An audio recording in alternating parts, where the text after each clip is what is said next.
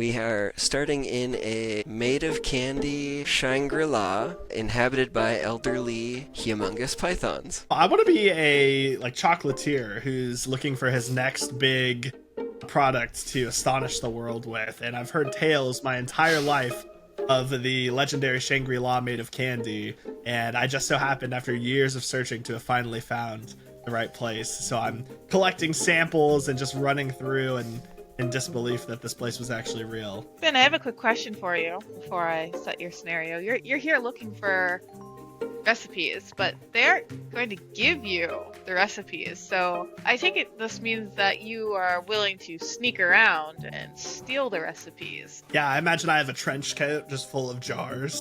So I'm clinking around as quietly as possible with all my samples. Because of that, as you're going around, you're looking for recipes or samples to kind of steal. One of the things about Shangri-La being made of candy is that it's high up, right? There's so little pressure up here that the candy formulas are all very different. So as you put them in a jar and tighten and seal it, because remember, there's no visitors really here. They don't sell it, right? It's just here. It's what they make, how they repair their buildings, is what they feed just themselves on.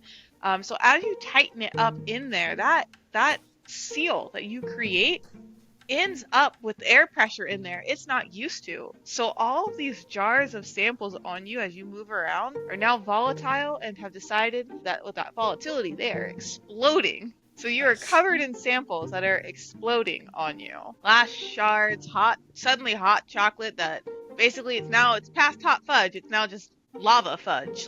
It's just gonna burn you from all the pressure. All right, so I start to feel the trench coat that I'm wearing and concealing the different jars of the various samples start to shake and vibrate, and quickly realize that, of course, I didn't take into account the difference in air pressures and that everything I'm wearing is about to explode. Luckily, however, I'm an acrobat, and I can perform remarkable feats of acrobatics, gymnastics, and contortion.